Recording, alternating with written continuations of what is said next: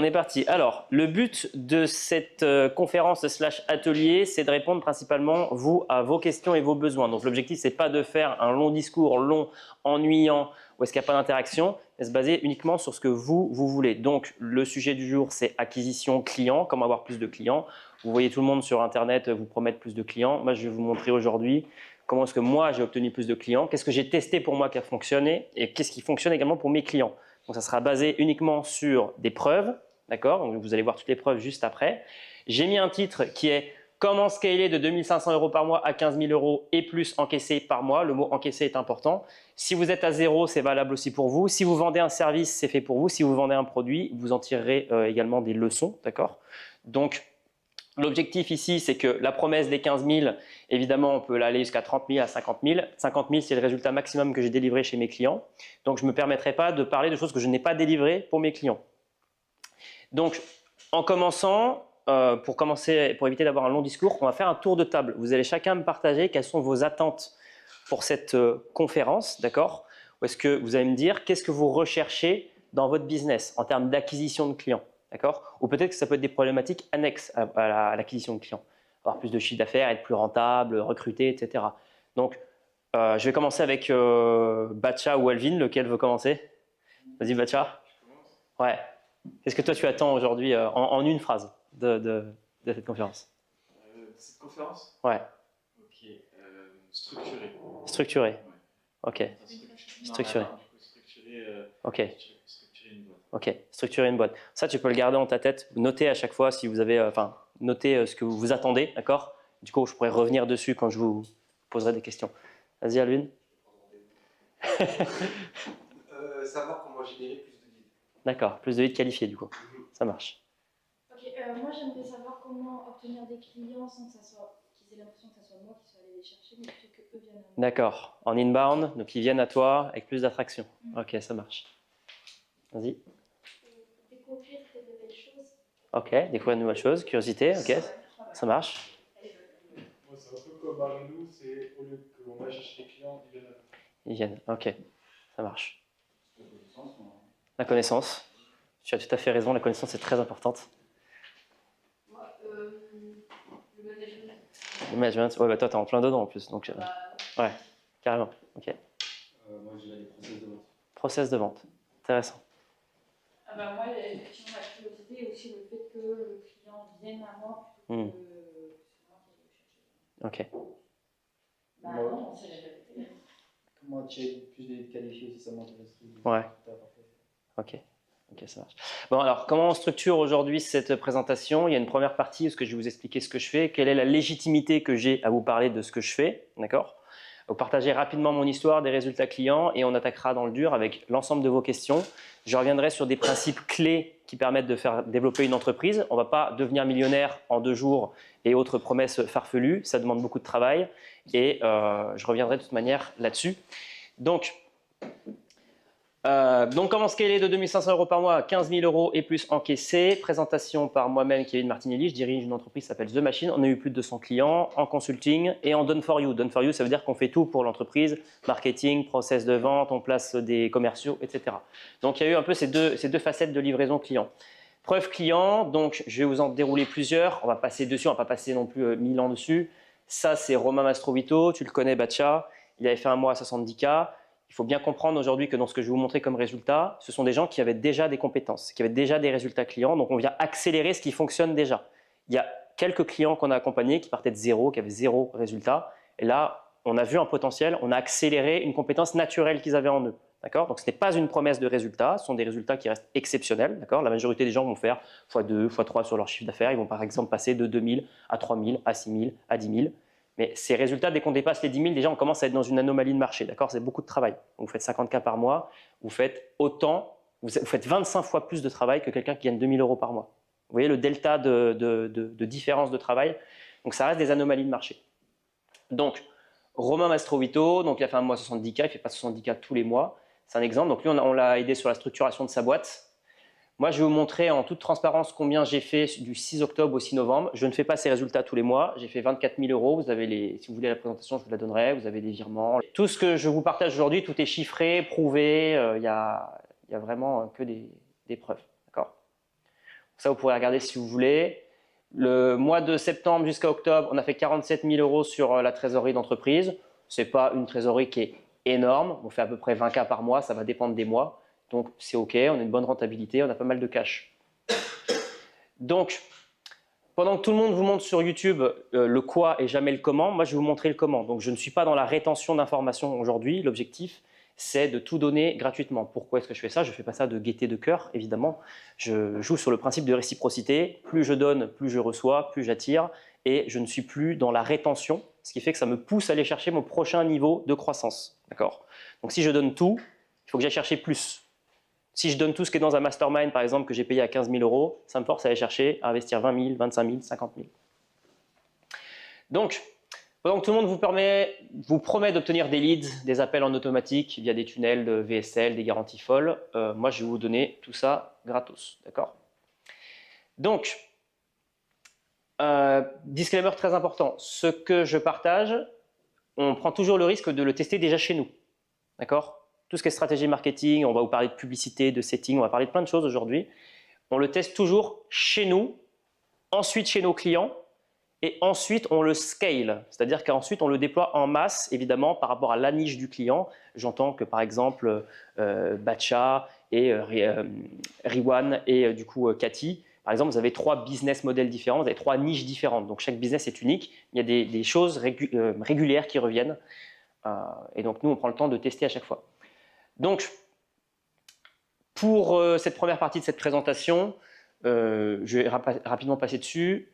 Peut-être que certains d'entre vous, je pense à Tati, vous êtes dans la partie où vous devez gérer des gens, d'accord, structurer, faire du management. Pour certains d'entre vous, vous ciblez peut-être encore des clients débutants. Vous avez des prix qui sont faibles, en dessous de 1 000 euros. Du coup, vous avez des résultats qui sont faibles. Vous n'arrivez pas pour certains à revendre des prestations à certains clients. Par exemple, je ne sais pas, vous closez un coaching à 1 500 euros à un client et ensuite, il ne rachète pas chez vous. Donc, ce que j'ai identifié, moi, aujourd'hui, dans toutes les interventions que j'ai fait comme aujourd'hui, c'est 2 types de personnes. Premier type de personnes, prix faible, attire des clients débutants. Du coup, les clients ne sont pas très engagés. Hein. Quand on prend un coaching à 50 euros, généralement, si ce n'est pas du high ticket, l'engagement n'est pas toujours au top. Résultat faible à moyen, le client ne reste pas longtemps. On a souvent des faibles marges parce qu'on price pas très cher. Une faible capacité d'investissement, si vous faites des coachings à 50 euros et que c'est 50 euros de l'heure, allez réinvestir ensuite en publicité, en recrutement et tout, c'est galère. Donc vous avez tout un écosystème de serpents qui se mordent la queue qui fait que votre business galère. Vous êtes dans la résistance. Si vous êtes sur un modèle un peu plus high ticket, d'accord, où vous vendez typiquement par exemple des coachings à 2 500 euros, à 10 000 euros, etc., que vous avez un bon service, que vous êtes capable de fidéliser vos prospects, en gros par exemple Riwan, moi j'achète un service chez toi, à 2 000 euros, tu me fais tout mon marketing vidéo, tac, tu me proposes de m'upsell, d'accord, donc de me vendre une nouvelle prestation à 10 000 euros, où là tu vas m'accompagner pendant 1 an, et un seul client t'a rapporté 12 000 euros. Et sur ces 12 000 euros, qu'est-ce que tu peux faire? Tu peux investir en publicité, tu peux recruter des monteurs, tu peux déléguer.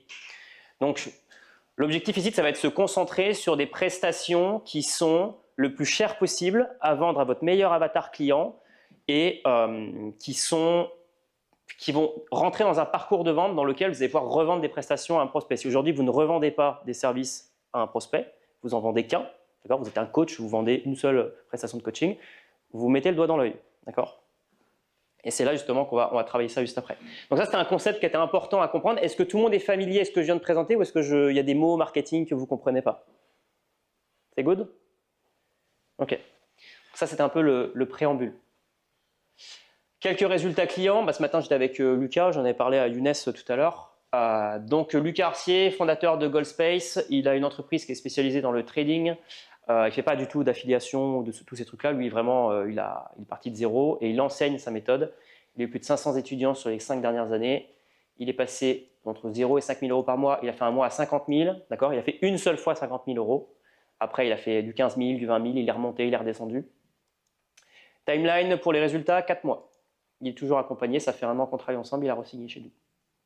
Donc vous aurez toutes les preuves ici, vous pourrez la regarder. Là, il m'a envoyé un message pour me dire qu'il avait closé un mec. Il y a des Google Drive avec des audios, des screenshots de virements, etc. Donc je passe dessus pour éviter les longs discours. Arnaud Clamence et Alexandre Majorel, pareil, des mecs super cool. Eux, ils ont une agence de setting, ça peut être intéressant pour Tati. il place des setters. Globalement, il était à 1 000 € par mois, il facturait très peu. On est passé sur du high ticket, 12 000 € par mois, 50 jours. Pareil, ils ont fait des mois à 12 000, ils ont fait des mois à plus, des mois à moins. Le business, c'est toujours des montagnes russes. Si vous voyez un mec sur Internet qui vous dit « j'ai fait 100 K par mois », généralement, il l'a fait qu'une fois. Donc, Brian Folio, Brian, tu connais du coup, Batcha. Donc lui, pareil, on l'a amené à 10 000 €, il est redescendu juste après, il est remonté, il est redescendu. Voilà, timeline 60 jours. Je passe, pour éviter que ce soit trop long, Clément Chaplin, c'est le dernier résultat que je voulais vous présenter, parce que si aujourd'hui, qui a lancé son business il y a moins de 6 mois ici? Ok. Clément Chaplin, on a commencé à travailler ensemble le 7 janvier 2024, donc c'était il y a pile un an presque, et 0 business, 0 appel de vente, 0 chiffre d'affaires encaissé, 0 complet. D'accord. Maintenant, il a un business qui fait 20 K par mois en TTC à 70% de marge. Il organise un événement à Paris. Il a accompagné je ne sais plus combien de clients, il faut le demander. Il price à peu près entre 1 500 et 3 000 € ses offres. Et voilà, ça fait un an qu'on travaille ensemble, on continue de travailler ensemble. Donc c'est un client qui revient régulièrement chez nous, qui continue, qu'on accompagne sur le long terme. Donc voilà pourquoi j'avais toute cette légitimité-là pour vous partager ça. Donc pareil, vous avez des exemples. Ici, il a closé un mec à 25 K pour un gros environnement business avec site web, avatar client, accompagnement sur 1 an, etc. Vous avez tous les trucs, des exemples de virements. Et ce qui est surtout intéressant, c'est qu'on a fait le bilan là il y a quelques semaines de 2025 et qu'on a eu, je vais vous montrer ça,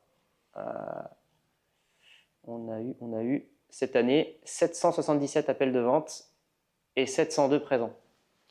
Donc c'est vachement intéressant et donc ça va faire la transition parfaite à comment obtenir ces résultats-là. Comment avoir autant d'appels de vente. Ouais. Ça veut dire que tu as 777 personnes qui ont pris rendez-vous avec Marie-Lou pour des rendez-vous sur l'investissement et il n'y en a que 702 qui se sont pointés au rendez-vous. Les autres, ils ont oublié, ils avaient cours de poney, voilà, natation synchronisée, ce que tu veux. Alors, on va passer bientôt aux questions et je vais rentrer un peu plus dans le détail technique, répondre à chacune de vos interrogations. C'est pour vous si vous générez entre 0 et 2 500 € par mois, j'ai mis au moins, mais j'aurais dû modifier, entre 0 et 2 500 € par mois pour les plus débutants. Si vous faites plus, tant mieux, vous en tirerez de la valeur. Vous avez déjà une offre, vous l'avez déjà vendue, vous avez au moins une étude de cas client. Si vous n'avez pas d'étude de cas client, il n'y a pas de souci, on va répondre à vos questions. Vous faites de la prestation de service. Si vous vendez des produits comme Cathy, c'est OK aussi, vous allez apprendre des choses. Vous voulez développer une vraie entreprise sur le long terme et la structurer. Pour Batcha, c'est parfait. Vous recherchez plus d'appels de vente et surtout, pour certains d'entre vous, vous n'arrivez pas à vous extirper de l'opérationnel au quotidien. Globalement, vous faites tout dans votre business. Je pense à Marion, le projet que vous allez avoir avec Cathy. Si vous voulez recruter des coachs à un moment, ça va vous être utile. Parce que Marion, son temps est limité. Si vous faites plein de ventes sur votre lancement et qu'elle prend 50 heures de coaching par semaine, vraiment, c'est difficilement scalable. Tu vas mourir, exactement. Donc le but, c'est aussi d'apprendre à s'extirper de l'opérationnel comme moi j'ai fait. J'ai une team de 5 personnes, moi compris. Là, on en a déjà parlé. Et le point le plus important, c'est surtout comment bien livrer ses clients sans complexifier son business. On va le voir. Si vous commencez à avoir trop de clients, je pense à Tati je crois que c'est toi qui disais hier que tu commençais à avoir des clients et que c'était un peu galère à gérer. Ouais, on va traiter ça aussi. Donc ça va être... C'est intéressant. Pour ceux qui constatent qu'en 2024, le marché a changé, il est plus dur de vendre des services, surtout en ligne. Vous ressentez la compétition car la barrière à l'entrée pour lancer un business a baissé. Il y a de plus en plus de débutants qui prennent des formations à la Antoine Blanco et tout, apprend à faire 5 000 € par mois sans compétences, ce qui est clairement du vent. Sur le long terme, ça marche, mais en 3 mois, la plupart n'obtiennent pas le résultat. Et puis, ouais, le service que vous avez, il est sûrement en compétition. Il y a des milliers de monteurs vidéo, il y a des milliers de coachs, il y a des milliers de consultants, d'agences marketing. Donc, le but, c'est de ne pas se retrouver noyé dans la masse et d'attirer les clients à soi. Donc, rapidement, au niveau de l'histoire, bon, j'ai déjà discuté avec certains ici. D'où je viens, j'ai été danseur professionnel pendant 15 ans. J'ai appris dans la danse la discipline, la régularité, se remettre en question, travailler en équipe, le leadership, toutes ces choses-là. J'ai gagné à peu près 13-14 compétitions, il fallait que je recalcule exactement. en Ukraine, j'étais en plein de pays, etc. Donc, ça m'a permis de construire des compétences hors dehors du business sur l'état d'esprit. Quand j'ai lancé mon business, tout de suite, les choses étaient faciles. J'ai pu signer mes premiers clients, j'ai pu investir, me former, etc. Donc, la mission que j'ai avec mon entreprise est très simple. J'en ai déjà discuté un peu avec Younes. Nous, on cherche à briser la lutte financière familiale chez les entrepreneurs. Globalement, si vous avez vécu une vie compliquée comme la mienne, vous n'aviez pas de thunes quand vous étiez gamin, parce que les parents, la vie familiale, c'était cata. Moi, mon objectif, c'est ce que je fais avec. Du coup, j'ai aidé mon frère aussi, il est dans mes résultats clients, Ryan Contou, qui fait 30K par mois, encaissé. C'est de sortir de cette lutte financière qui est interminable, parce que vous avez vos parents qui étaient broke, votre frère qui est broke, votre soeur qui est broke, et vous essayez de faire de l'argent et de faire ça éthiquement et d'avancer dans la vie. Donc là, je t'ai passé chez Parlons Business de CNews pour une intervention, un petit séminaire, voilà, c'était sympa. Une conférence que j'avais fait, la même qu'aujourd'hui. Voilà. Et une petite photo qui me fait plaisir pour Cathy, c'était en Ukraine justement, c'est ce dont je t'avais parlé. Donc voilà, on avait gagné une compétition, c'est très cool. Voilà, donc là j'ai fait un tour de qui je suis, quels sont les résultats qu'on délivre, quelle est la promesse de cette conférence. Maintenant, on va rentrer dans la partie technique. La partie technique est simple, c'est qu'on va faire un tour de table et que chacun, vous allez me poser une question spécifique. D'accord ? Alors, ça peut être, globalement, c'est vous levez la main. Et moi, je vous présente, je vous donne la réponse à la question et je vous montre techniquement s'il y a besoin. Je ne sais pas, par exemple, Batcha, tu me demandes, écoute, moi, sur mes services, j'ai un taux de présence qui est très faible en appel. Comment est-ce que je pourrais l'améliorer ? Ok, je creuse un peu avec toi, tout le monde en bénéficie. Je peux te montrer en live comment fonctionne notre tunnel, ce qu'on a fait pour des clients. Et du coup, c'est hyper concret et actionnable. Ça part de problématiques concrètes. Ça marche ? Tout le monde joue le jeu ? Ok. Qui se lance ? Ouais, vas-y Tati. Donc toi, ton enjeu, c'est recruter des A-players pour des gens qui n'ont pas d'argent, faire en sorte qu'ils performent et qu'ils soient en même temps motivés à faire de l'argent, sachant qu'ils risquent de faire pas beaucoup de commissions. Donc il faut quand même trouver quelque chose pour qu'ils aient des résultats et que les setters restent du coup. Ouais, surtout au début en fait. Surtout au début, ouais. Parce que moi je suis rémunérée à la performance, notamment. Ok. Quand tu dis que tu es rémunéré à la performance, tu es rémunéré comment exactement? C'est sûr. Je fais facturer un upfront pour la mise en place, la recherche. Ok, ouais, un setup, ouais, frais de setup. Et ensuite, je prends 10% du tiers. Ok, donc tu factures un montant qui est fixe, par exemple, ça peut être 2500 € pour organiser tout l'écosystème, et après tu prends combien? 1000. Il faut que tu augmentes tes prix. Ça, c'est le premier conseil que j'ai à te donner. Le premier conseil, en fait, je vais répondre à ta question quand même, mais déjà, le premier problème, c'est que probablement, tu vends à des gens qui n'ont pas les moyens. Le problème est là. Tu peux me donner un peu plus de détails sur quel est ton avatar client? Comment est-ce que ton avatar, enfin ton client, peut dépenser en argent? En marketing, c'est quoi? Il a combien de cash par mois? Bon, en général, il n'y a pas vraiment de cash. Donc, c'est setting, un setter va sur son compte, en général Instagram, et soit set directement ses abonnés, s'il y a un petit peu d'abonnés, soit va chercher les gens, venir dans le vendre directement. Okay. Et après, Calendly, un closer, avec un Okay. nous, faire un script, etc. Ça donne de bons résultats, ça, en toute transparence? Pour l'instant, pas encore. Ok. Non. Là, il y a une théorie qui est très simple, c'est qu'en fait, si vous essayez de faire fonctionner une 2 chevaux qui est toute pourrie, vous allez galérer. Il faut trouver les pièces, il faut trouver tout ce qu'il faut pour la faire fonctionner. Par contre, si vous avez déjà une voiture neuve qui fonctionne parfaitement, qui est bien entretenue, c'est beaucoup plus simple de réparer une pièce dessus. Il y a beaucoup plus de pièces, elle fonctionne déjà bien. Donc c'est une voiture qui est un peu plus récente en plus. C'est exactement le même principe ici. C'est que si tu vas viser des gens qui sont broke, qui n'ont pas d'argent, c'est déjà des gens qui sont plutôt dans la merde parce qu'ils n'ont pas forcément les meilleurs résultats clients, ils ne pricent pas à étiquette, ils n'ont pas forcément des compétences en vente. C'est pour ça qu'ils prennent un closer souvent pour sauver leur business. Et que des coups, ils ne peuvent pas vraiment investir pour recruter des A-players. Ils ne peuvent pas recruter des talents. Réfléchis par exemple dans ta position. Tu veux par exemple, je ne sais pas, recruter le meilleur prospecteur, le meilleur setter. Tu penses que le meilleur setter de France, il va te demander combien en chiffre d'affaires, en salaire mensuel? Ouais, est-ce que tu les as les 5K pour les sortir? Voilà, donc il va se dire en fait au revoir.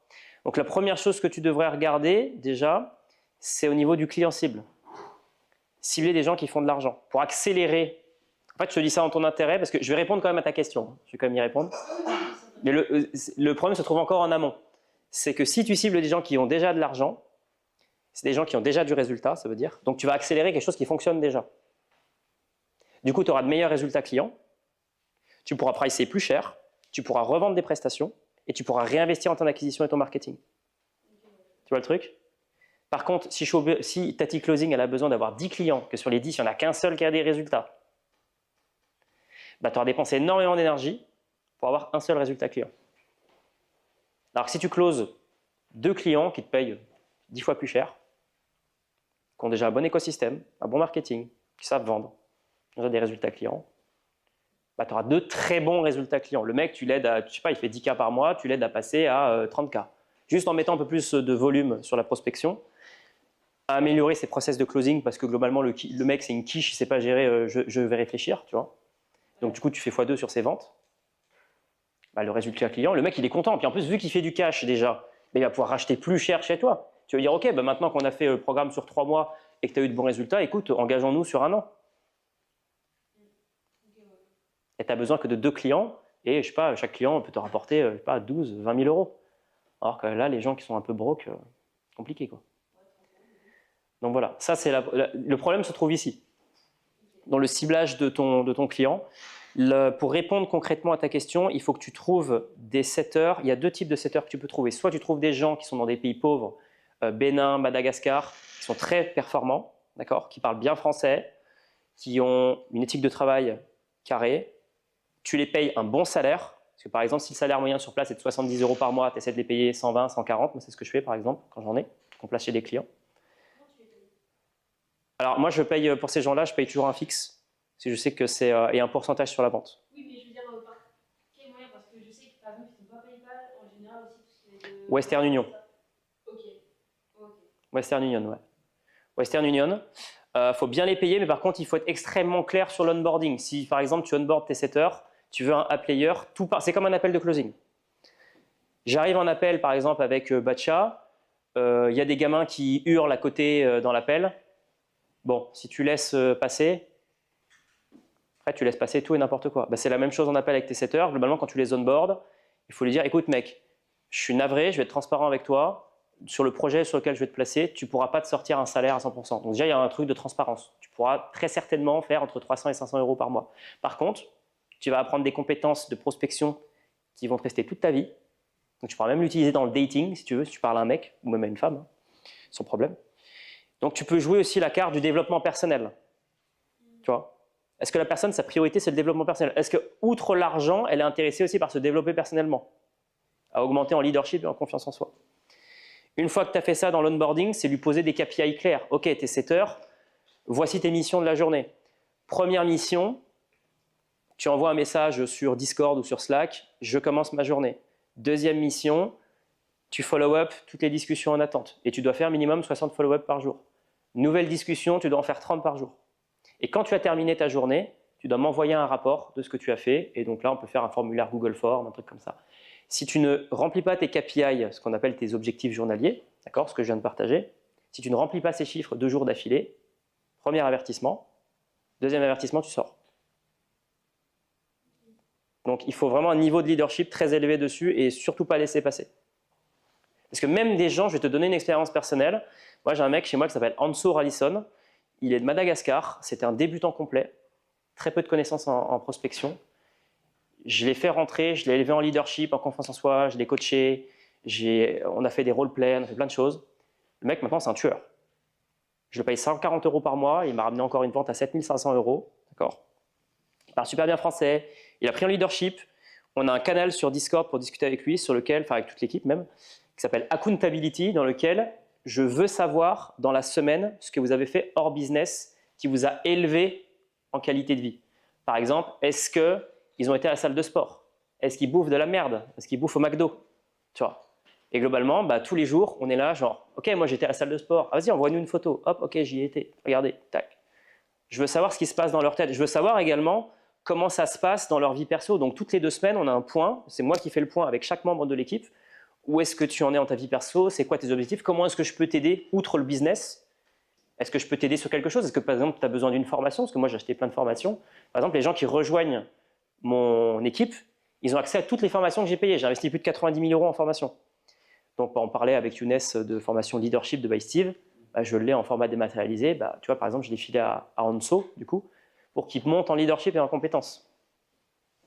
Donc, si tu veux des A-players, c'est cadre, excellentes attentes, excellent suivi, comprendre leur dimension personnelle outre le business, qu'est-ce qui les motive, comment aligner tes motivations personnelles avec leurs motivations à eux pour que ça crée un cercle vertueux. Parce que si globalement, je sais pas, le mec il veut devenir libre financièrement mais que tu ne l'aides pas à avancer vers cet objectif, le mec au bout d'un moment il va se faire chier, il va se barrer. Tu vois. Et tu trouves où? Facebook, alors bah, je vais te montrer, tiens, on va commencer avec quelque chose d'intéressant. Je vais vous montrer mon funnel de recrutement. Alors attends, je crois que je l'ai même... C'est mal foutu sur cet écran. Je crois que je l'ai encore là. Yes. Ok, nous quand on fait du recrutement, on met des posts dans des groupes Facebook, setting, closing, etc.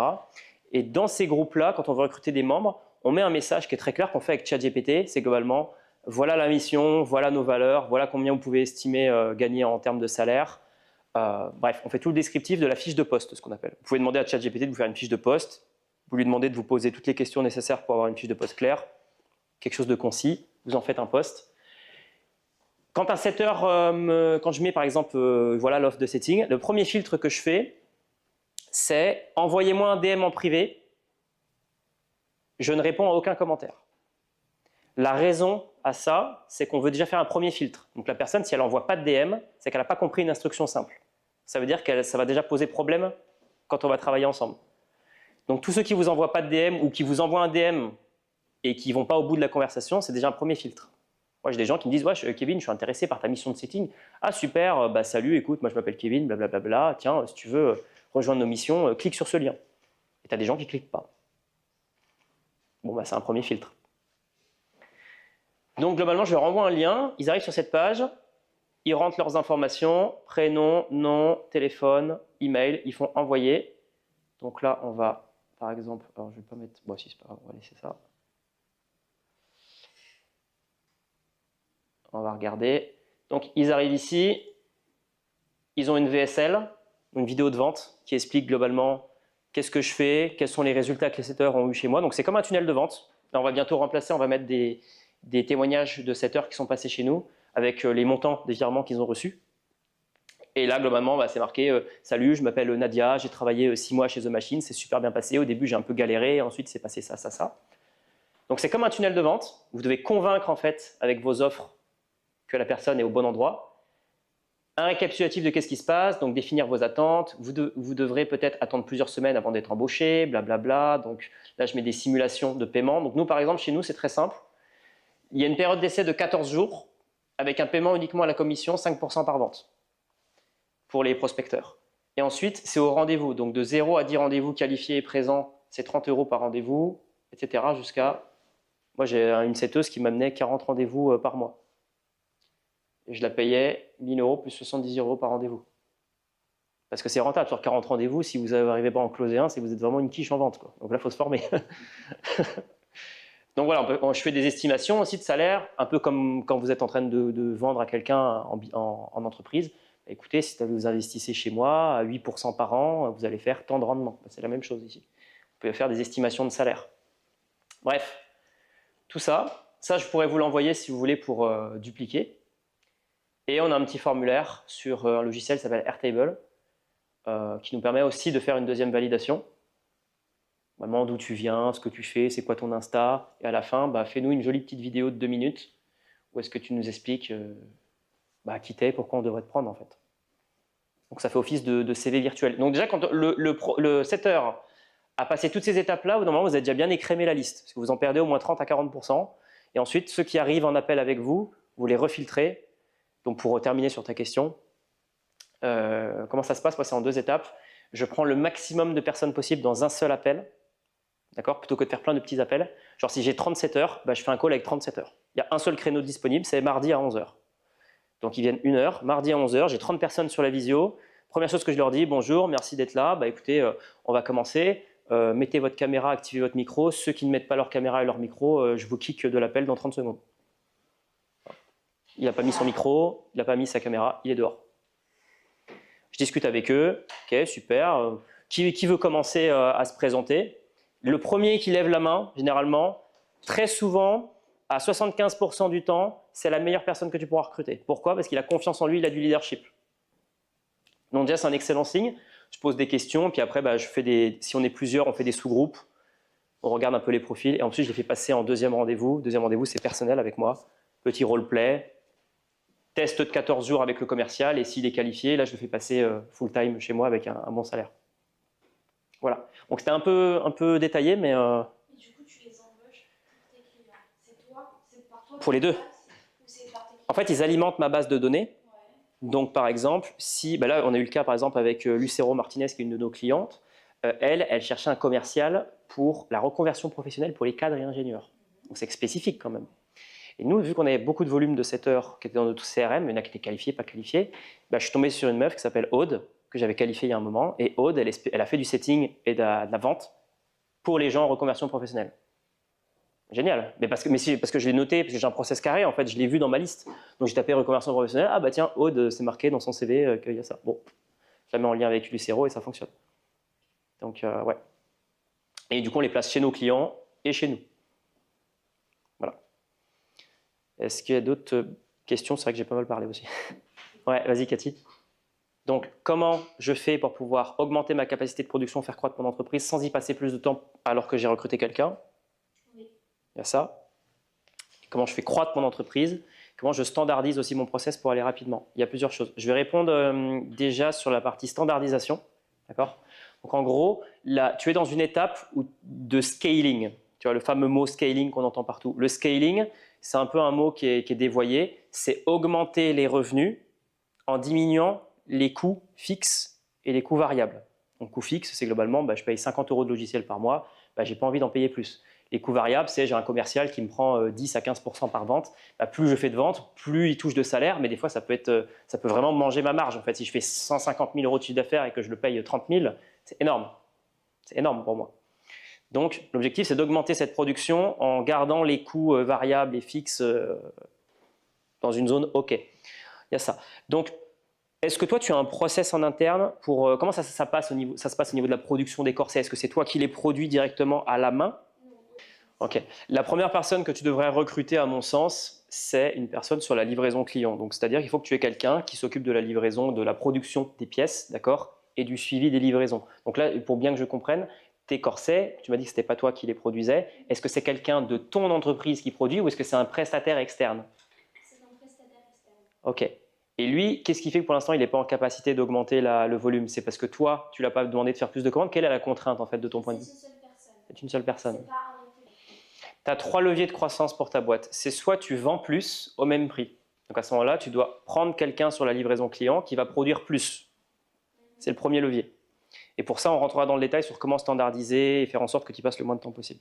Soit tu augmentes ta LTV. La LTV, c'est Lifetime Value, c'est combien de fois un prospect rachète. D'accord? Donc, par exemple, tu peux augmenter la fréquence des lancements ou tu peux essayer de revendre à d'anciennes personnes de nouvelles collections, d'accord, en gardant le même débit de pièces.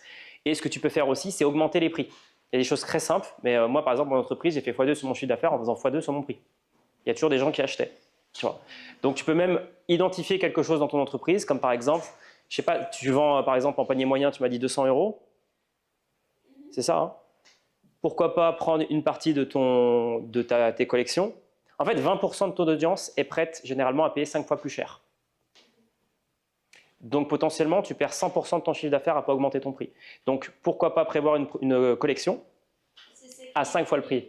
Eh ben, c'est excellent. Eh ben, je pense que ça, tu peux tester et voir la réaction du marché. Donc, en fait, soit tu augmentes la production, soit tu augmentes le prix, à mon sens. Tu peux aussi augmenter la LTV. Donc, c'est des leviers à tester. Je pense que l'augmentation du prix est la première chose que tu peux faire si ça met du temps à négocier sur la possession d'un atelier, mais qu'à long terme, c'est intéressant d'avoir un atelier parce que tu posséderas toi-même le lieu, tu auras la visibilité dessus, tu auras la possibilité de standardiser aussi, enfin de superviser. Et la deuxième étape qui va être essentielle pour toi pour scaler, entre guillemets, c'est de standardiser ton service. Donc, en gros, de la confection à la livraison, tout doit être standard. Ça ne veut pas dire que chaque pièce doit être la même. D'accord? Et par exemple, qui a un iPhone ici? Ok. Bon. Vous l'avez chacun customisé avec une coque, vous avez mis votre fond d'écran, etc. Vous l'avez customisé, mais l'iPhone, c'est le truc le plus standard au monde. Mais en soi, c'est standardisé. Ouais. Donc justement, là, ça découle de ma question. Qu'est-ce qui est standardisé pour l'instant sur la confection et qu'est-ce qui ne l'est pas pour l'instant? Donc nous, par exemple, pour faire un parallèle avec ceux qui font plus de la prestation de service, je vais vous montrer ce que c'est qu'un plan de livraison. Donc ça, par exemple, alors celui-là, il est ancien, mais je le prends du coup pour les présentations. Un plan de livraison, c'est quelles sont les étapes logiques par lesquelles passe mon prospect, enfin mon client du coup, pour être livré et avoir un résultat répétable. Comment est-ce que je prends n'importe lequel d'entre vous ici et que je fais en sorte de prendre même quelqu'un qui est débile profond, d'accord, et que je l'amène à un résultat, 15 000 € par mois, 10 000 € par mois, ce que vous voulez. Donc le plan de livraison, c'est simple, vous allez lister toutes les sous-étapes que doit faire la personne pour pouvoir obtenir le résultat. Donc nous, par exemple, c'est simple. Première chose, il y a un onboarding. Ensuite, on fait un audit stratégique. On améliore la proposition de valeur. On redéfinit le segment de marché visé. Est-ce que je vise les débutants? Est-ce que je vise les intermédiaires? Est-ce que je vise les boîtes qui font 300 000 de chiffre d'affaires par mois? Est-ce que je vise les millionnaires? Bon, tout ça. Donc à chaque fois, il y a une étape, d'accord? Donc voilà toutes les étapes, globalement. Et ensuite, à la fin, offboarding. Quand j'ai fait le bilan, quand j'ai fait le programme, je fais un bilan globalement de ce qui s'est passé, quoi. Est-ce qu'on a atteint les objectifs? Est-ce qu'on peut aller plus loin? Est-ce qu'on peut upsell et revendre d'autres prestations? Et une fois que vous avez ce plan de livraison-là, pour chaque sous-étape, c'est comme ça qu'on standardise une boîte, en fait. C'est comme ça que toutes les boîtes ont fait, hein, les Apple, les Amazon, etc.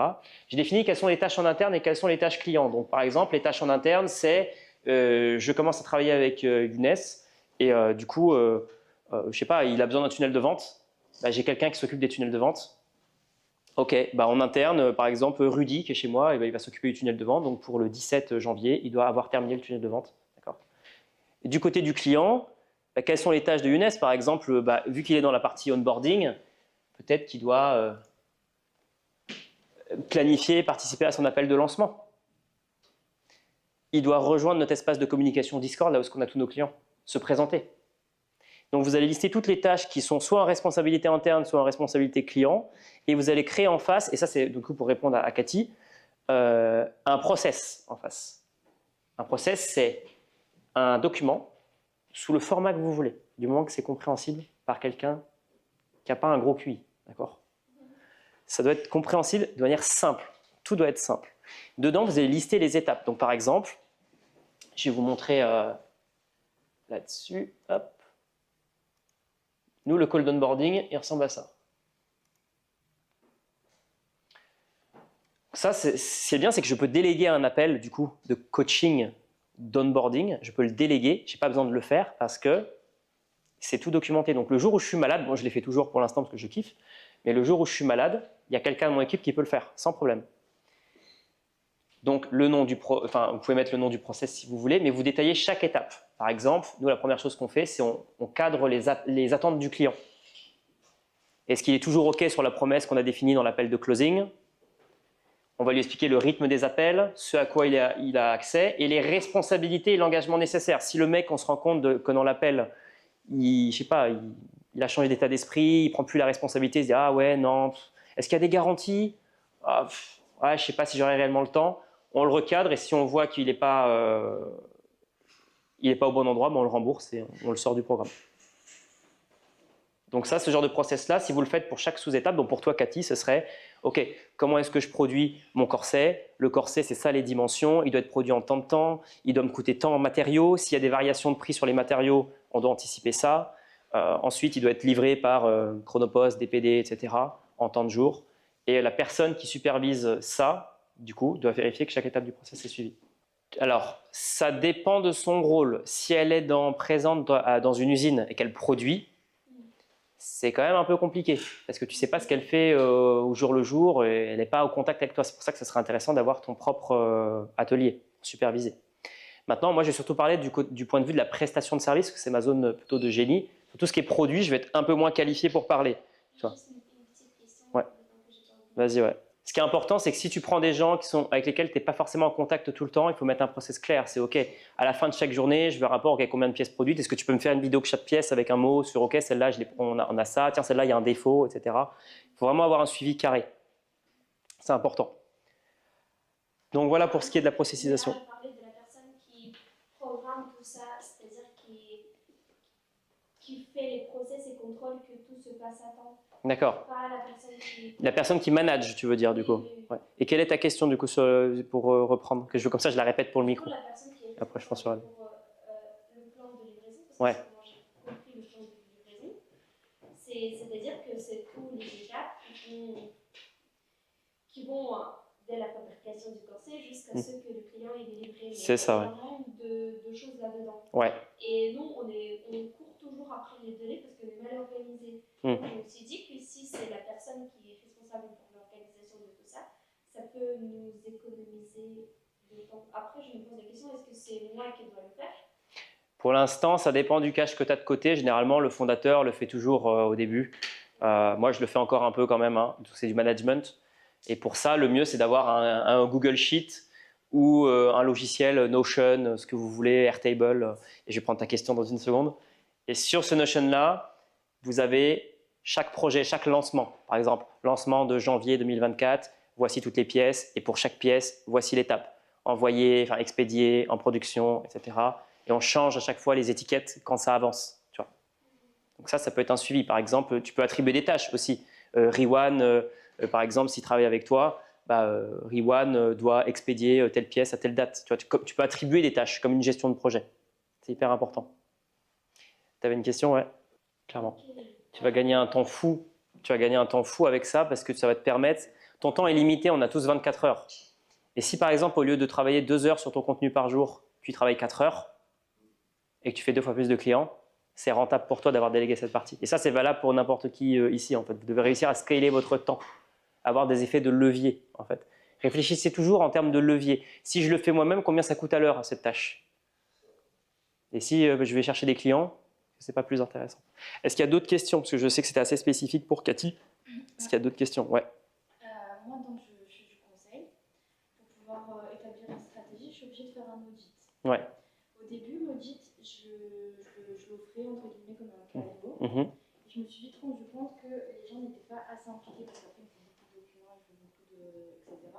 Ils n'étaient pas assez impliqués, donc je le mets payant. Et au pire, je le déduis après de la facture de la stratégie, Mhm. etc. Le problème, c'est que les clients attendent une preuve, entre guillemets, de ce qu'ils vont avoir, sauf que moi, tant que je n'ai pas fait l'audit, tu peux même pas leur dire ce qui va se passer exactement. Ouais, clairement. Et ça, il y a un frottement, en fait, il y a un problème dans le paiement pour l'audit. Ok. Comment est-ce que je pourrais Ok. améliorer ça? Alors moi, je raisonne par la vérité, donc c'est-à-dire quels sont les chiffres? Quels sont les chiffres avant, quand l'audit était gratuit, et quels sont les chiffres après, quand il est payant? Est-ce que tu as des exemples de chiffres? C'est-à-dire Par exemple, quand l'audit est gratuit, combien tu as d'appels de vente par semaine? Combien passent en deuxième rendez-vous? Combien sont closés? Ok, quand c'était gratuit, en moyenne, j'étais à peu près entre 30 et 50% Deux. de close à la fin. D'accord, ok. Ouais. De mission. En le faisant payer. Mais en fait, c'est que il y a des fois où c'est compliqué à calculer parce qu'il y a des fois où j'arrive même pas au moment où on prend vraiment le rendez-vous pour aller à l'audit, tu vois. Ok. Parce que quand je leur annonce que l'audit sera payant, etc., c'est peut-être une façon de faire qui n'est pas la façon de l'amener qui n'est pas bonne, etc. Ça dépend de tellement de paramètres. Moi, je serais d'avis toujours d'être axé sur la valeur gratuite parce que tu joues. En fait, il faut que tu joues sur des biais psychologiques. Si je te donne énormément de valeur, par réciprocité, la première personne à qui tu vas penser sur un sujet en particulier, ça sera potentiellement moi. Si par exemple, je veux te closer à 10 000 euros, je ne vais pas te closer à 10 000 euros. Je vais te closer à 27 euros. Ensuite, je vais te closer à 3 000. Ensuite, je vais te closer à 10 000. Parce que je crée une échelle de valeur et c'est surtout, j'utilise un pied dans la porte. Si tu as commencé à payer 27 euros, ton cerveau confirme le fait que j'étais la bonne personne, donc il sera enclin à acheter plus tard. Donc, à vérifier, ça peut être par exemple, il a combien l'audit de 150 euros, un truc comme ça? Il a combien? Entre 600 et 1200. D'accord, ok. Tu peux tester différents pricing. En fait, regarde sur le marché aussi. Qu'est-ce qu'il donne?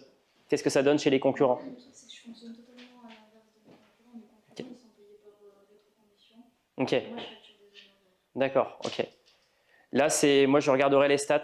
Je regarderai les stats. Ok, quand je mets payant, est-ce qu'il y a des gens qui l'achètent? Pourquoi ils achètent?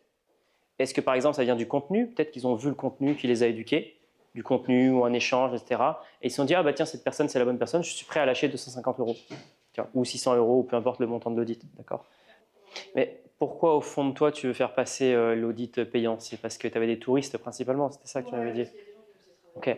Moi, je serais d'avis toujours de regarder au niveau des biais psychologiques. Quand j'apporte de la valeur gratuitement, je construis de la confiance et je convertis. Et je me suis rendu compte aussi que quand j'étais en face d'un autre gestionnaire de patrimoine qui faisait payer, ben, ils envoyaient plus rapidement les documents à celui qui faisait payer plutôt que moi. Alors c'est peut-être moi, hein, attention, je me remets aussi en question sur le truc, hein, mais... Je testerai les deux. Je testerai les deux, une moitié payante, une moitié non payante. J'augmenterai mon niveau de leadership en closing, surtout sur le R1. En fait, si tu fais une excellente découverte, payant ou pas payant, je pense que ça ne fait pas forcément tant la différence que ça. Ce qui est important, c'est que tu aies surtout un niveau de leadership très élevé dans le rendez-vous en disant voilà, qu'est-ce que vous venez chercher dans ce rendez-vous? Est-ce que vous venez chercher de la curiosité, de l'information, ou est-ce que vous cherchez une vraie solution? Tu vois, parce que ça te permet de juger son niveau de conscience. Est-ce qu'il est conscient du problème mais pas de la solution, ou est-ce qu'il est conscient de la solution et du problème? Ce n'est pas le même prospect. Par exemple, ce matin, j'ai eu 2 R1. Il y en a un qui n'était absolument pas conscient de ces problèmes, des solutions qui existent. Donc du coup, prospect pas du tout coachable, énormément d'ego, etc. Pour moi, c'est disqualifié, tu vois. Par contre, quelqu'un qui était vachement conscient de la solution et du problème, hop, ça part en R2, tu vois. Mais première question, c'est ok, qu'est-ce que vous venez chercher précisément? Parce que l'information, tout le monde est là sur Internet. Il suffit que tu ailles chercher et tu vas trouver. Tu peux demander à ChatGPT, il peut te faire un conseil en patrimoine ou je sais pas quoi, tu vois. Alors oui, non, mais tu vois ce qui pourrait se passer dans la tête, tu vois. Je vulgarise. Tu vois le truc? Donc, en augmentant ton niveau de leadership, tu peux très bien lui dire, voilà, qu'est-ce que vous cherchez aujourd'hui? Et ensuite, tu dis, bah, écoutez, nous, les meilleurs résultats clients qu'on a, c'est des gens qui payent l'audit parce qu'ils sont ensuite engagés pour pouvoir trouver une solution. Ça peut être un exemple. Donc moi, en fait, je travaillerai sur l'attente. Je travaillerai sur l'attente. Si le mec, je vois que c'est un touriste, je le challengerai sur le fait que c'est un touriste. Tu vois? Une pré-découverte. Et moi, j'ai une tendance assez bourrin en closing quand je vois que la personne se bullshit, tu vois. Donc, si je vois que c'est un touriste, je dis, écoute, moi, je ne fais pas de rendez-vous de tourisme, tu vois. Genre, soit tu viens chercher de l'information, il n'y a pas de souci, je te donne le maximum de valeur et tout, mais est-ce que tu cherches, t'es vraiment prêt à chercher une solution, tu vois, ou pas?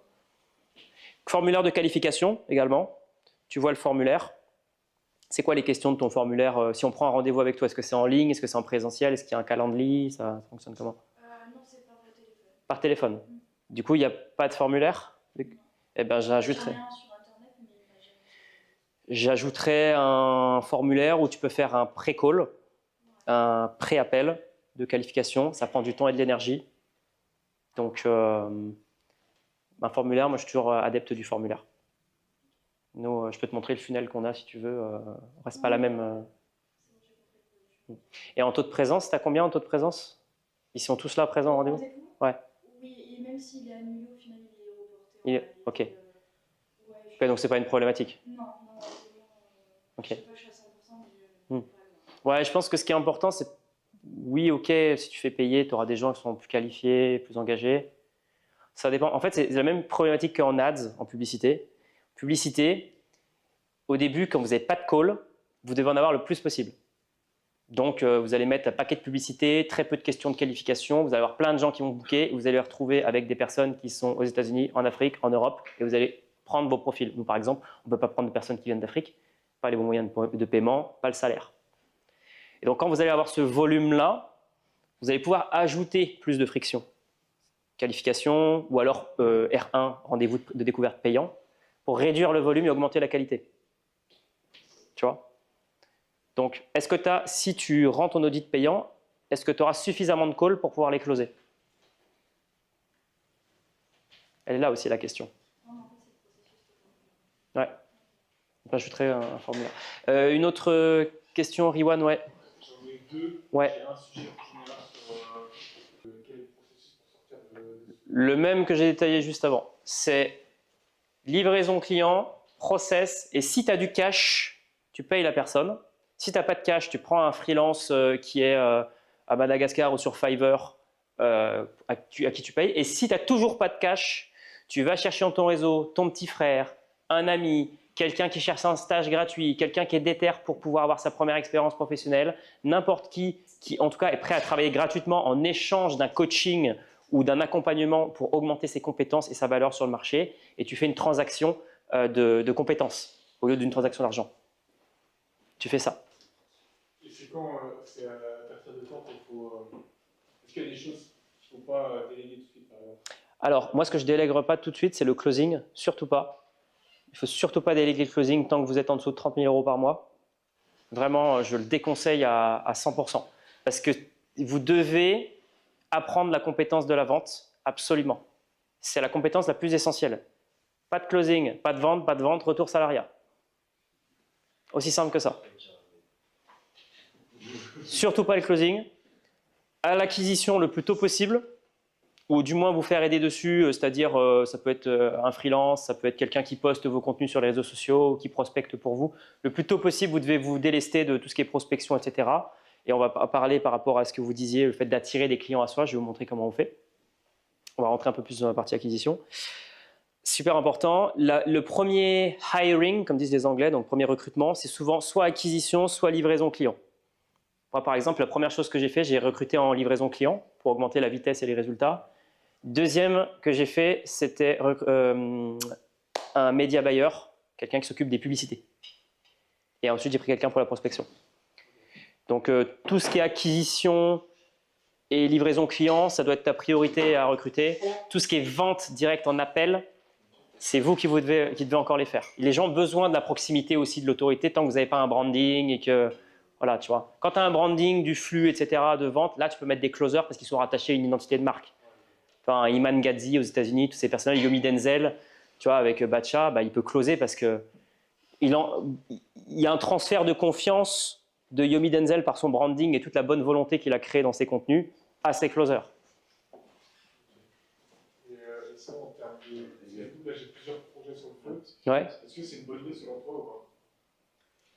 S'ils rentrent en synergie sur le même objectif, oui, avec des conditions. S'ils sont sur des objectifs complètement différents, non. Mais C'est le tremplin et l'application dont on parle. je suis sans avis.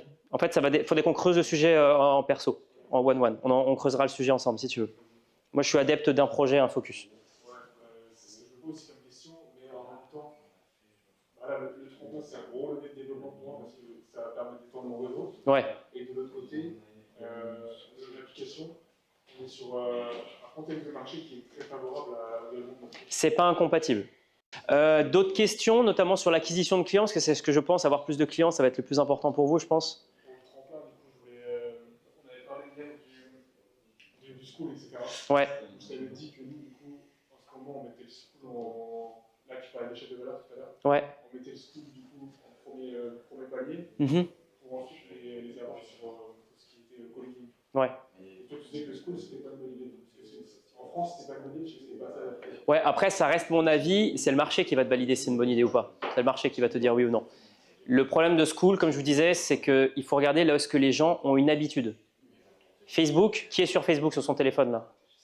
Vous êtes tous sur vos téléphones. Qui est en train d'écrire sur Facebook? Qui est… Ouais, non mais… Non mais… avant 2000. Voilà. Qui est sur Insta, qui est sur Messenger, qui regarde 10 fois par jour son Instagram. Voilà. Bon. Qu'est-ce que c'est? C'est une habitude. Qui va sur School pour regarder? Moi, j'y vais jamais. J'y vais jamais. J'y vais une fois par semaine, tu vois. Je reçois des messages de prospection sur School. Je suis là, genre, je m'en bats les couilles, tu vois. Genre, clairement. C'est quoi le substitut pour toi dans ce cas-là, si on passe School, tu vois? Parce que moi, je trouve l'idée, elle est bien d'avoir un petit abonnement au début pour choper les gens, et comme ça, on vraiment la confiance pour voir si les gens sont chauds. Encore une fois, c'est le marché. Toute stratégie est bonne. Le problème n'est pas là. Toute stratégie est bonne si tu la fais suffisamment longtemps, avec suffisamment d'assiduité et d'intensité. Toute stratégie est bonne. Il y en a qui sont plus optimisés que d'autres. La question ne se trouve pas réellement ici. La question, c'est qu'est-ce que tu apportes au marché? Regarde, je vais te montrer ce que moi on a écrit il n'y a pas longtemps avec un collègue là. Le deuxième obstacle de la plupart des fondateurs et entreprises est qu'ils n'apportent pas de vraie valeur à leur niche. Le contenu implique une essence ou une substance qui remplit un espace, qu'il s'agisse d'un article, d'une vidéo ou d'un podcast. La plupart des entreprises et fondateurs n'ont pas de processus clair pour créer du contenu de valeur, partager des informations qui répondent à un besoin. Si tu ne sais pas produire de la valeur pour ton marché, ils s'en foutent, ils ne vont pas acheter ton produit. Si le mec il n'a pas confiance en lui et qu'il n'arrive pas à draguer des meufs et que tu lui parles de comment, je sais pas, planter des patates, il s'en fout de planter des patates. Donc ta stratégie n'est pas la plus optimisée de mon point de vue. Est-ce qu'elle fonctionne? Oui, il y en a plein qui le font. Maintenant, qu'est-ce que tu apportes dans ce contenu et dans ton marketing qui donne envie d'acheter? Il y a là la vraie problématique. Est-ce que tu cibles le bon avatar client? Ça, c'est une grosse question qu'il faut. Tu vois, il y a le sujet. Acquisition de clients, comment vous obtenez vos clients, vous ici? Qui fait de la prospection à froid ici? Ouais, la prospection pour les particuliers, ça fonctionne. Tout va être, en fait, c'est pas que vous allez frustrer les gens, c'est que nécessairement vous allez frustrer les gens. La base de la prospection, c'est le rejet. Donc, c'est pas une mauvaise stratégie, c'est surtout quels sont vos objectifs. Si par exemple, vous avez besoin de rapidement des clients, rapidement, parce qu'il faut rentrer du cash, alors là, vous devez y aller par toutes les méthodes. D'accord? Prospection, ads, contenu, recommandations, affiliation avec des cabinets de psy, de ce que vous voulez, d'accord? Emailing, post avec des influenceurs, tout, d'accord? Tout est permis. Coup de couteau dans le dos, coup de massue, non, j'abuse un peu. Non, il faut vraiment mettre du volume, d'accord? Maintenant, si vous êtes dans une échéance de temps longue et que vous êtes OK avec votre chiffre d'affaires, vous dites j'ai assez de chiffre d'affaires, je me permets de faire mon petit contenu, ça m'apporte un client par semaine, c'est suffisant. En fait, c'est avec quoi vous êtes aligné.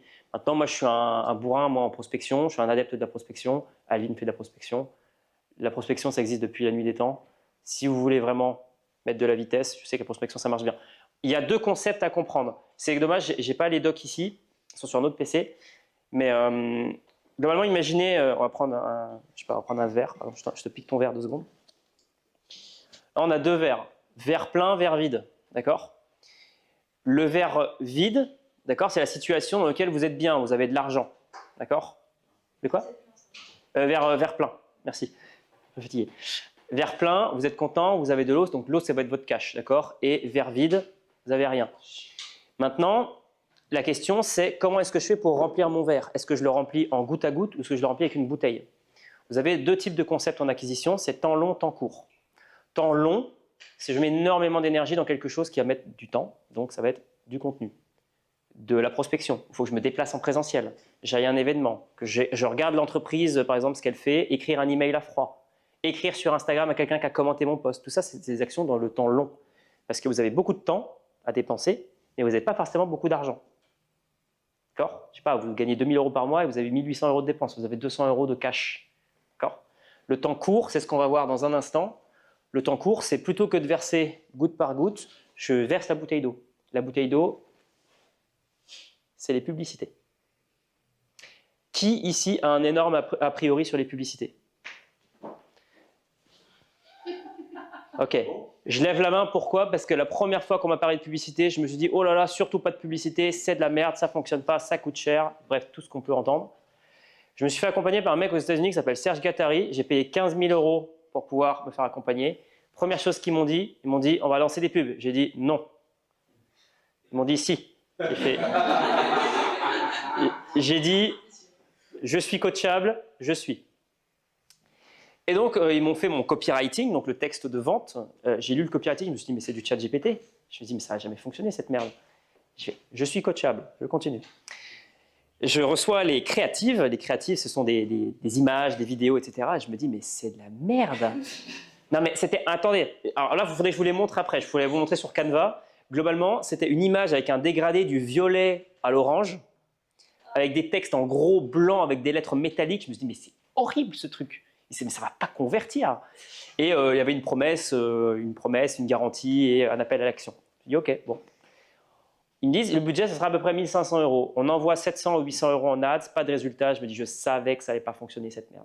Je dis, non, on n'a pas encore assez dépensé, on va remettre 700, 800 €. Donc, on dépense à peu près 1 600. Et là, je dépense au total 1 600 et je fais 15 000 € de chiffre d'affaires. J'arrive, je me dis, il y a un truc que je n'ai pas compris. Donc on fait tous les modules de formation avec eux, donc ça a duré 5 mois. Et ce qu'on a expérimenté pour nous, on l'a testé avec des clients et on l'a dupliqué chez nos clients. Et maintenant, on a, dans le temps court, les publicités. Alors, qui ici a déjà fait tourner des publicités? Ok, quels sont les résultats que vous avez eus? Nul. Comment faire justement pour avoir ces résultats-là? En fait, c'est pas compliqué. En fait, ce que je vais vous présenter aujourd'hui sur les ads, sur les publicités, c'est comment imprimer du cash gratuitement. Je ne mens pas quand je dis pas ça. C'est pas quelque chose de marketing ou autre. C'est imprimer du cash gratuitement. Vous allez voir comment on fait ça. Moi, la première fois que j'ai une croyance qui a sauté dessus, mon cerveau il a déraillé. Je me suis dit, ok, je comprends pourquoi il y a des mecs qui mettent des millions en ads. Donc là, c'est ce qu'on a fait pour un client qui s'appelle MPR2. Donc ils vendent des montres, ils vendent Rolex, Audemars Piguet, tout ça. Donc on a fait une analyse de leurs concurrents. Qu'est-ce qui se fait chez Omega? Qu'est-ce qui se fait chez leurs concurrents? Donc on fait une longue analyse. On a regardé leurs personas, comment ils achetaient, qu'est-ce qu'ils aimaient, etc. Donc exactement le travail que tu as fait, Josué. Avec Alvin, avec Josué, du coup, j'allais dire. Si vous avez... C'est des époux professionnels. C'est ça. Donc, on a fait ça et tu as testé de combien de publicités? Là, ça, il y avait du créatif, donc j'en ai essayé 4. Ok. Il y en avait une, je sais, qui avait déjà fait juste remis. Ouais. Après, j'ai mis une deuxième avec le nouveau truc, avec le FIFA. Ouais. Donc, ça a rappelé aux gens c'était quoi. Et je peux recontextualiser. Ouais. Je vais passer sur Snapchat. Propre. Juste pour parler un peu chiffres, d'accord? Quand vous prospectez, combien est-ce que vous vous sentez que vous serez prêt à prospecter de personnes par jour? Vous êtes en dèche d'argent, vous n'avez pas d'argent. Combien vous pensez que vous pourriez prospecter de personnes par jour? 100. Par téléphone? Peu importe. Téléphone? Ah, physique, moi, je fais 55. 55. Ok. Donc, 100. 3. Qui pour 100? Levez la main pour 100. Ok. Ok. Combien de temps vous pensez que vous pouvez tenir? 4 à 6 mois. C'est une machine de créateur là aussi. 4 à 6 mois, ok, ouais, pourquoi pas. Ok. Pour 100 personnes prospectées, vous pensez que vous bouquez combien d'appels de vente? À peu près? Allez, 30. Ok, 30. Ok, si c'est du froid. Ok, ça marche. Les publicités, quand vous dépensez par exemple 10 €, vous allez exposer votre message par exemple à 10 000 personnes. Si vous dépensez 300 € en ads, vous allez l'exposer à 300 000 personnes. Si vous dépensez 2 000 € en ads, vous allez avoir 400 000 personnes qui vont voir vos pubs. Donc le volume est tellement conséquent que même si vous avez une publicité de merde, et même parfois la publicité, vous pensez que c'est de la merde, mais en fait votre client il la trouve géniale.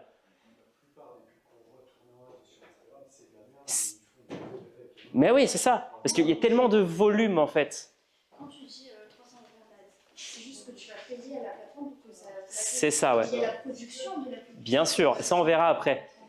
On verra après, on fait un calcul sur le montant dépensé en ads, plus le coût de production, divisé après par le revenu encaissé que tu as généré. Ouais. Donc, si vous envoyez du volume, vous envoyez en ads et que vous avez 100 000 personnes qui voient votre pub, il y a bien un connard qui va laisser son putain d'email. On le remercie. Et on le remercie. D'accord ? Voilà. Il y en a bien un qui va cliquer. Si votre message est bien ciblé, si vous connaissez bien votre avatar. Eh bien, ça, message ciblé sur l'avatar, allié avec tunnel de vente carré, donc ça peut être un lead magnet, ça peut être une vidéo de vente, ce que vous voulez, du moment que c'est carré et que ça apporte de la valeur. Avec le volume d'exposition que vous avez et avec le volume de créatif, et ça c'est hyper important, c'est ce que les gens ne savent pas. Là, ce que je vous explique là, on l'apprend dans un mastermind aux États-Unis, d'accord? Ça a l'air bête quand je vais le dire, mais nous, quand on a fait la campagne pour MPR2, donc c'est une campagne, vous voyez le nombre de pages qu'il y a, il y a 171 pages. On a produit ça en 72 heures, d'accord? Après avoir fait l'analyse du marché. Donc ça, c'est toutes les images, alors elle lag un peu, c'est toutes les images qu'on a produites avec les textes qui vont dessus. Donc là, je vais descendre parce qu'il y en a un paquet, d'accord? C'est ce volume-là de travail que ça demande d'avoir des résultats conséquents. Donc on a envoyé 300 € en ads par mois, il y a un mois, ils ont fait une vente à 200 000. Et ce qui est bien, c'est que si vous envoyez, je sais pas, je prends l'exemple d'une autre cliente, Lucero Martinez, on envoie 280 € en ads par mois avec un message ultra ciblé. Elle accompagne les gens en reconversion professionnelle en tant que cadre et ingénieur, d'accord, spécialisé pour ces profils-là. Elle fait entre 15 et 22 K de chiffre d'affaires. Imaginez, vous signez un client à 2500. Qui vend un service au-dessus de 2500 ici? Ok, 2500 euros. À chaque fois que vous dépensez 200 euros en ads, vous signez un client. Donc, à chaque fois que je dépense 200 euros, j'ai 2500 euros qui rentrent. Sur ces 2500 euros, je reprends 200 euros que je réinvestis pour avoir un nouveau client. C'est infini. Si vous connaissez combien vous devez investir pour obtenir un client en publicité, que vous avez une bonne marge et que vous pouvez déduire de cette marge un montant pour réacquérir un nouveau client, c'est infini. Quand ils ont conclu à 200 000, justement, les marchands de montres, ils ont montré leur tête ou pas? Bah, leur tête, elle est là. Hein. Non, mais sur les créatives. Ouais. Ça, c'est Ryan. Donc ils n'ont pas parlé, juste c'était des. C'est juste des photos. Juste des photos. Et des stories Instagram. Hein. Bon, il y a eu beaucoup de prospects. Il y avait des Indiens, des Pakistanais, ça, qui disaient oh, je veux la montre, mais pour 30 euros. Bon, non. Elle vaut 200 000, franchement. Donc, Bon, on a quand même pas mal de leads pas qualifiés, mais le volume était tellement conséquent que sur les 200 leads qui obtiennent, il y en a bien 3 qui sont intéressés pour faire une enchère dessus. Donc c'est comme ça qu'on printe de l'argent avec des ads. Maintenant, la seule limite que vous allez avoir, c'est votre livraison client derrière. Et pour des gens comme Cathy, c'est là où ce qui est intéressant, c'est que ça, c'est ce qu'on appelle des publicités, on va dire, à froid. Vous avez des publicités chaudes ou tièdes. Vous avez ce qu'on appelle du retargeting. Donc, par exemple, des gens comme Cathy qui ont 280 000 abonnés, vous pouvez faire des pubs qui vont vous coûter très peu cher. Ça va être de l'ordre de 2 à 3 euros par jour. D'accord? C'est que dalle. Que dalle. Et elles vont être montrées exclusivement à une audience spécifique. Par exemple, vous pouvez cibler toutes les personnes qui sont vos followers Instagram. Donc, toutes les personnes qui sont sur Instagram, on va cibler spécifiquement ces followers. On va leur dire « Hey, c'est Cathy, je sais que tu me suis sur Instagram. J'ai une super annonce pour toi. Je lance ma nouvelle collection du mois de février 2024. » Et là, enfin 2025 du coup. Et là, vous avez quelque chose d'hyper niché. Parce que vous ciblez des prospects chauds. Donc, vous pouvez même faire votre message marketing pour qu'il soit ciblé spécifiquement pour ces gens-là. Et ce qui est bien, c'est que le retargeting, c'est qu'en faisant ça, par exemple, on va dire c'est 300 000 followers. Derrière, en fait, le retargeting, en fait, il peut réutiliser les mêmes data et dire le retargeting, en fait, En lookalike, ouais. Les lookalike, ouais. Les mêmes personnes identiques aux personnes qui étaient déjà, on va dire, des avatars. C'est ça. Ton avatar idéal, c'est une femme de 30 à 45 ans qui manque de confiance en elle et qui a envie d'assumer sa féminité pour mettre un corset. L'IA de Facebook est ultra puissante. Et qui regarde tout ça? En fait, sur par exemple ta business, le retargeting, c'est juste une clause, je ne sais plus comment c'est. Intersectionnel. Mais voilà, intersectionnel, et ça fait tout seul. Tu as déjà les critères, donc tu vas juste faire la recherche et va avancer tout seul. C'est ça le vrai travail que j'ai déjà fait. S'assurer que les critères sont là. C'est ça. C'est mieux de faire de la publicité vraiment ciblée ou de faire Ciblé. En fait, le message marketing doit être ciblé, mais tu peux viser une audience large pour avoir beaucoup de volume. Et après, tu peux affiner. Par exemple, moi, ce que je recommande pour du lookalike, c'est si tu as eu au moins 100 clients, tu peux faire du lookalike, donc c'est-à-dire cibler des gens similaires à ceux qui ont déjà acheté, avec de la qualité. Si tu as moins de 100 clients, les résultats ne sont pas incroyables. Ils sont là, mais ils ne sont pas incroyables. Donc, du coup, voilà. Mais ciblé. En fait, plus vous allez avoir un message ciblé marketingment parlant, plus les coûts d'acquisition sont hyper bas. Par exemple, vous pouvez avoir un lead à 15 centimes. Un mec qui laisse son email et son numéro de téléphone pour 15 centimes, c'est que dalle. Et si vous en avez 10, vous en appelez un, il y en a un qui close à 200, 300 euros, bah vous imaginez le retour sur investissement, c'est fois, toi qui es dans l'investissement, c'est énorme. La même chose existe pour du contenu. Et ça va intéresser tous les créateurs de contenu. Donc je pense encore à Cathy et Marion et toutes les autres personnes qui veulent faire du contenu. Je l'ai noté spécifiquement ici. Qui connaît... D'ailleurs, je me suis fait une petite erreur là. Ok. Qu'est-ce que c'est? C'est... comment expliquer ça correctement? Lorsque vous avez un compte qui a une audience, vous allez faire un contenu qui va attirer la masse. Généralement, c'est ce qu'on associe à des trends. C'est ce qui permet d'attirer la clientèle qui ne vous connaît pas encore, mais qui reconnaît des patterns. Il y a la trend de ci, la trend de ça. Vous faites aussi une trend, vous dites, oh, donc ça me permet d'aller. C'est un appel à l'action, le premier palier.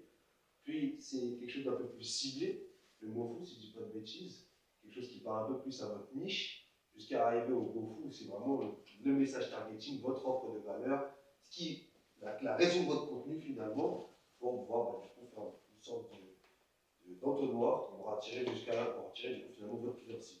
C'est ça. C'est ça. C'est ça, je vais apporter plus de précision par-dessus, mais tu as bien lancé le sujet. Tofu, Mofu, Bofu, ça veut dire top of funnel, le haut du funnel, Mofu, middle of funnel, Bofu, bottom of funnel. Dans chaque étape, imaginez un entonnoir inversé, vous allez avoir un message de plus en plus ciblé. Quand vous êtes en haut du funnel, vous allez créer un contenu organique qui est du style les 7 secrets pour devenir riche. Et vous allez cibler des gens qui sont dans la liberté financière et ça va être quelque chose de l'ordre de la curiosité. D'accord ? Les gens ne sont pas forcément au courant des solutions qui existent sur le marché, ils ont un niveau de conscience assez faible, ou alors vous allez cibler des gens d'une autre audience, d'un concurrent, vous allez attirer par un contenu un peu plus général, mais qui parle quand même à un désir. Mofu, vous allez chercher plutôt des gens qui commencent à s'éduquer. Ils savent que pour la liberté financière, il existe le trading, il existe l'investissement immobilier, il existe le business en ligne, les formations, les e-books, etc. Donc là, vous allez leur parler, 3 stratégies pour vendre son e-book en 45 jours sur Instagram. Là, les gens vont se dire « Ah, ça m'intéresse ». Donc là, vous allez commencer à l'éduquer sur la solution. Au début, les gens sont peut-être conscients juste de la problématique, mais ensuite, ils vont être conscients de la solution. Et quand vous êtes sur Bofu, ils sont conscients à 100%. C'est globalement « Je suis Cathy depuis longtemps, j'ai découvert son contenu par, je sais pas, une vidéo trend sur TikTok, j'ai vu qu'elle faisait des produits, et maintenant, le contenu Bofu de Cathy, ça serait « J'ai une super promotion de 20% sur mon nouveau lancement, clique ici pour l'obtenir ». Et là, c'est un appel à l'action direct, c'est une offre directe parce que le prospect est conscient, donc il va acheter. Et donc, si vous produisez ces 3 types de contenus-là, vous allez constamment attirer du nouveau lead, éduquer du lead et convertir du lead. La question que je me dis, c'est pour le Bofu, c'est-à-dire pour que la personne passe à l'action. On est d'accord que souvent, c'est une publicité ou ça se trouve quelque part dans tes stories. C'est pas forcément en réel, juste envoyé. Tout format. Tout format. Email, lettre à la poste, signaux de fumée. C'est pas trop vendeuse, parce qu'en fait, mon truc, c'est que je veux pas être trop vendeuse. Tu vois ? Là, c'est ton état d'esprit. Hein. Oui, en fait, c'est juste que je me dis que voilà, je t'expose toutes les solutions. Tu peux le trouver ici et tout.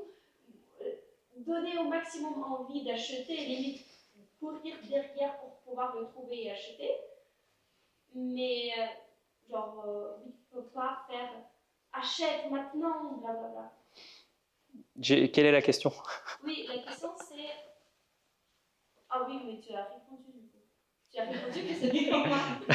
Tu as Le format, mais ça dépend de la personne. Ok, ça dépend de la personne. Après, si tu as un complexe, un syndrome de l'imposteur ou que tu as du mal avec la vente. Tu crois plus prince charmant, en mode tu veux pas arnaquer, pousser les gens. Ouais, enfin là, je fais des profils types. Je dis pas que c'est ce que tu as, hein, mais c'est s'il y a des syndromes de l'imposteur, des gens qui ont du mal avec la vente, etc. Là, vous devez travailler avec vous-même. Si vous vous croyez réellement à votre service, posez-vous la question, est-ce que j'impacte plus de vies positivement en vendant plus? Oui. Bah alors, mon devoir, c'est de vendre plus. C'est si simple. En contenu, rappelez-moi qui fait du contenu ici? Rappelez-moi juste. Okay. Donc, tout le monde va en faire, je pense, à un moment. Mais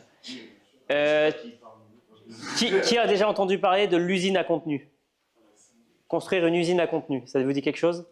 Moi, j'ai un banc d'idées. Et j'ai des concepts déclinables. Ok, c'est un bon début. En gros, nous, on a construit une infrastructure chez nous avec des automatisations, des scripts, etc. D'accord? Que vous pouvez répliquer chez vous à votre propre manière. Vous pouvez le faire à l'écrit, vous pouvez le faire dans un livre, sur Google Sheets, ce que vous voulez. En gros, nous, on a fabriqué une usine de production. Par exemple, je crois que je vais pouvoir… je ne sais plus peut-être… Je ne sais plus si je l'ai. En gros, nous, on a un community manager chez nous. Il y a 2 jours, il a travaillé 4 heures, il a produit 67 contenus. Donc, vous imaginez, genre 320 jours dans l'année, vous faites le calcul, combien de contenus sont produits? 4000, je crois, un truc comme ça, je ne sais plus exactement, il faut que je recalcule. Pourquoi? Parce qu'en fait, nous, on a construit une base de données d'idées qui est basée en 3 parties. 1, des expériences personnelles. Par exemple, quand j'apprends quelque chose en business, je le note, je dis, j'ai appris ça. Quand je remarque quelque chose, quelqu'un me donne une phrase intéressante, je la note. Donc je fais un mood board. Je fais du scrapping. Quand je lis l'email d'un concurrent qui explique un concept, par exemple, moi j'adore Alex Hormozy, qui est très connu aux États-Unis, parce qu'il arrive à expliquer des choses compliquées avec des mots simples. Il vulgarise très bien. Du coup, je me dis, quand je vois une phrase qui fait sens et je me dis, putain, si j'avais sorti ça à mon prospect, ça aurait tellement aidé à le convertir, je note. J'identifie dans ma niche quel est le 1% des créateurs qui apportent le plus de résultats sur mon marché. Et avec de l'IA, je récupère tous ces contenus. Je récupère tous ces contenus. C'est ce qu'on appelle du scrapping. Je mets dans une IA. Et par exemple, là, on a pris un mec aux États-Unis qui a produit 2500 posts sur l'état d'esprit pour les hommes. Donc sur la masculinité, tout ça.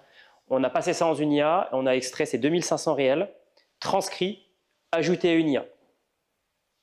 Bon, ça nous a coûté un peu cher, mais ça valait le coup. On a une base de données sur un logiciel qui s'appelle Airtable. On a des milliers de lignes de contenu. D'accord? Et du coup, moi, ce que je fais, c'est juste à itérer, à me dire, tiens, ça me parle, ça me parle pas, ça me parle, ça me parle pas. Du coup, ces idées-là, on les articule pour préparer des longues formes. Longue forme, c'est podcast, vidéo longue, plus de 10 minutes. Je tourne une fois le contenu. Une fois qu'il est tourné, je le découpe en réel, que je repose automatiquement grâce à des logiciels comme Opus Clip.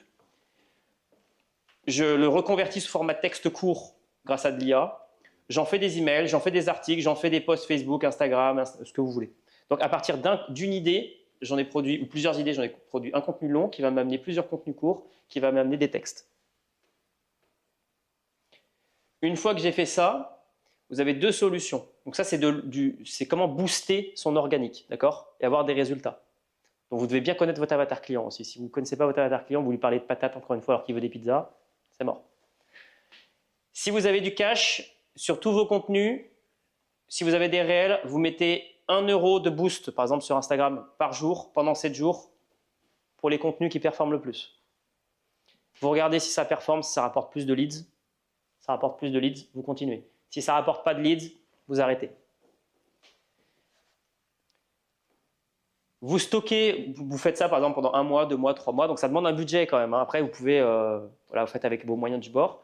Vous regardez par exemple sur 1 mois, 2 mois, 3 mois, c'est quoi le top 10 des contenus qu'on a mis ce mois-ci, que ce soit des réels, des contenus longs, des emails, etc.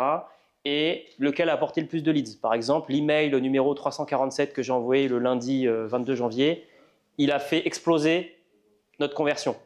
On a eu 3 ventes à 5000. Et ben, on va reprendre ça et on va remettre de la publicité dessus. Un réel qui pète. Moi, par exemple, ce que j'ai fait sur Instagram, vous voyez, si vous regardez sur mon Insta, sur Facebook, j'ai 17 000 abonnés. C'est simple. J'ai posté un réel par jour pendant 3 mois. Et je les ai supprimés entre-temps parce que voilà, ça n'était plus forcément aligné avec notre branding. Il y a un réel qui a pété. J'ai même pas mis de pub. Je l'ai repris. J'ai légèrement édité et renommé le fichier. Et je l'ai reposté 3 jours après. Et j'ai refait, je ne sais pas combien de centaines de milliers de vues. Vous pouvez reposter des contenus juste en éditant le fichier. Parce que sinon, en fait, quand vous repostez le même contenu sur une plateforme, il a une signature unique.